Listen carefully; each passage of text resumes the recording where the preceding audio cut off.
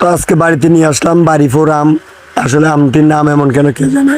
তো high bran, আসসালামু আলাইকুম, কেমন আছেন সবাই? আশা হচ্ছে ভালো আছেন। তো ভিডিও শুরুতে দেখলেন আমের বুটাটি ভাঙার সাথে সাথে আমের যে কষ, ওই কষটা চলে আসছে। আসলে দোকানে যে আমগুলি বেছে ওগুলো থেকে এরকম আমের বুটা ভাঙলে কিন্তু কষ আসে না। তা বাড়ি ফোর আম এগুলো কিন্তু অনেক সুন্দর দেখতে। তো দেখেন আমগুলো যেন গাছ থেকে এখন ফেরে আনছে ওরকম লাগতেছে, এত ফ্রেশ। আসলে আমের যে ডাঁটটা আছে ওই ডাঁটটা ভাঙার সাথে সাথে দেখলেন কত সুন্দর কষ বাইর হয়েছে। তো আমগুলি যখন কাটতেছে আসলে আমগুলি দেখতে অনেক সুন্দর দেখতেছেন, খুবই কোয়ালিটিফুল আম, কোনো পোকা নাই কিছু নাই, আমগুলি অনেক সুন্দর। আসলে আমগুলির নাম হচ্ছে বাড়ি ফোর। এটা কেমন নাম এটা আমরা জানি না, তো দোকানদারে জিজ্ঞাসা করছিলাম, তো দোকানদার বললো এটার নাম হচ্ছে বাড়ি ফোর।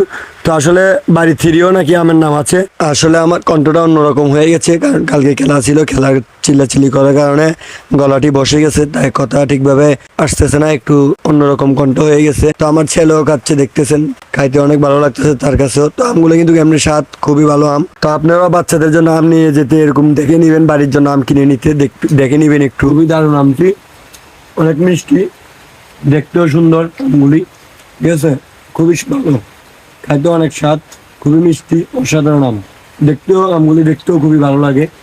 তো অবশ্যই আপনারা আমগুলি আম কিনতে সবসময় দেখে কিনবেন, ঠিক আছে। তো আমগুলি অনেক সুন্দর। আসলে আমগুলোর নাম হচ্ছে বাড়ি ফোর। তো আসলে আমগুলোর নাম এমন কেন তা আমরা জানি না।